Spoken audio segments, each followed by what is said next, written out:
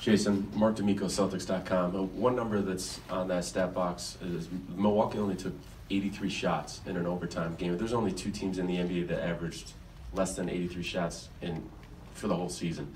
So you really limited the number of shots that they got up. How much of an emphasis was that for you guys, and how were you able to limit them to their attempts from the field?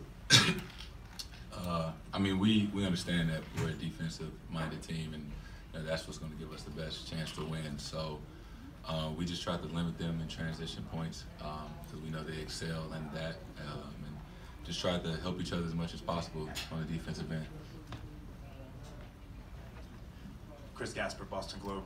Jason, what did you learn sort of in your first playoff game here about dealing with the ups and downs? You started 4 for 4, then you missed 7 straight, then you hit that huge three-pointer at the end of the third quarter and seemed to ignite you early in the fourth. What did you learn about sort of just dealing with the emotions and the ups and downs of a playoff game? I mean, it's a long game, and we understand that, and both teams are playing extremely hard. So, it's going to go down to the wire, and that's how I really learned today that you can't really take plays off because every possession matters. Jared Weiss, The Athletic.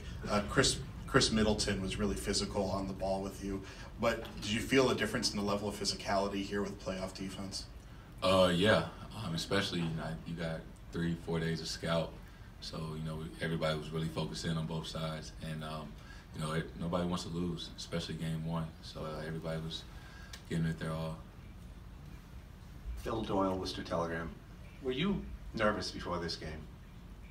Nah, I wasn't nervous. I was excited, but I wasn't nervous at all. What was it like playing in your first playoff game? It was a lot of fun. I always dreamed of this moment. Playing in my first playoff game. It helped that we were at home. We had our home crowd behind us, and we got the first win.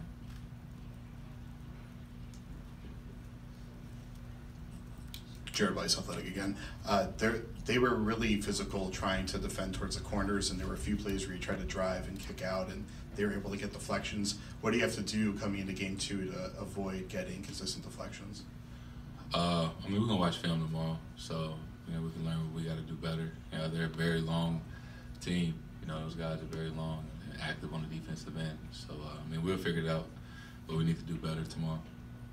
Sherrod Blakely, NBC Sports Boston. The way you guys shot the ball in the second quarter to go into half and still be a relatively close game, was there a sense of relief in the locker room at the half that the game was still within reach based on how you had played? We never,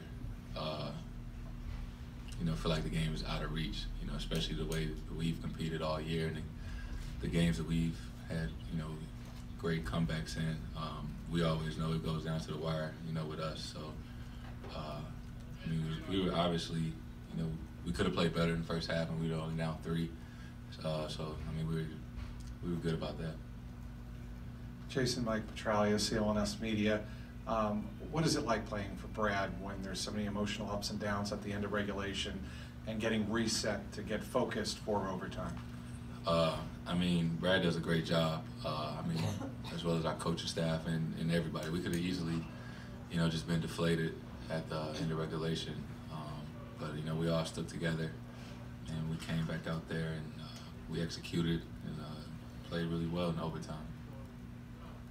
Chris Gasper, Boston Globe again. Jason, how much do you, Jalen, and Terry sort of relish the opportunity and responsibility you guys have on this team right now in the playoffs? We're 3 youngest guys, especially in the starting lineup. Terry's his 3rd year in the playoffs, and JB 2nd year, so it's my 1st year. But we've had significant experience throughout the season, due to injuries, and we've been in tough games. So I think that really helped us out today. Jason, Bill Roden with the Undefeated. Just sort of following up on that, everybody's talking about your youth. You've been playing basketball for a long time. Do you think the youth is a little overstated, or is it an accurate concern? We're not concerned.